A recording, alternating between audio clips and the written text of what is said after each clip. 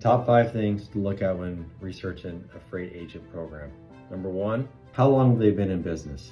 That matters because if they're brand new to the industry, they have no credit history, no experience, and carriers are going to shy away from you, as well as customers if they're brand new. So number 1 is how long have they been in business. Number 2 on this list is what's their credit rating? Because we all have a credit rating, right? Just like our credit score, it follows around everywhere. So if you think about it and you go to an agent program that has a bad credit rating, it's going to affect your ability to get carriers, which are, critical for you to cover your freight, right? You don't have those assets. So what's that credit rating? How do you find it? It could be Dun & Bradstreet or D&B, could be Cortera and Sonia.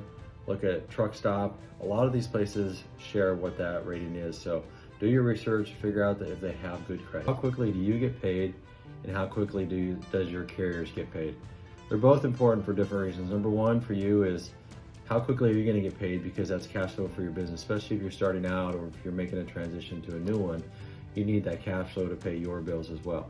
And an important thing on that, is it on delivered or is it on invoiced? What are the parameters around that process? Make sure you ask those detailed questions. Delivered, invoiced, is there any other thing that needs to happen with that?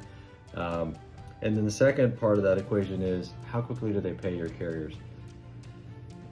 If that company is paying carriers in 45 days, that's going to affect your ability to find carriers and source them, because they're going to want to get paid. They don't have the cash flow to sit on those invoices for 45 days. 30 is pretty standard, but top of the line is 15 days. So make sure you do your research on how you get paid and how you pay your carriers.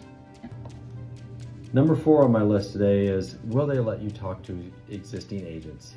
And this is critical, and I don't think enough people do this, because if they don't let you talk to the agents, just turn and run as fast as you can and find a new program, because those existing agents should be able to validate what that recruiter is telling you or what the company is telling you, because they should want you to talk to those agents, because they're the ones experiencing it and they can validate everything you said and how the nuances of them.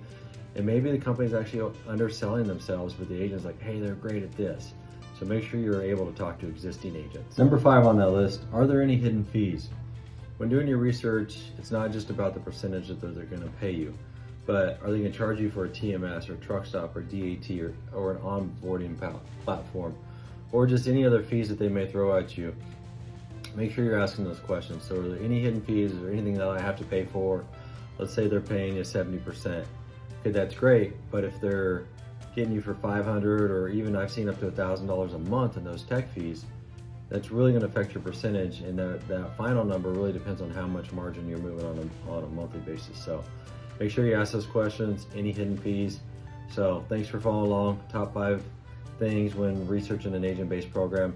Hit me in the comments on some that I may have missed, because it's just a short list. Or if you have other questions, hit me in the comments as well.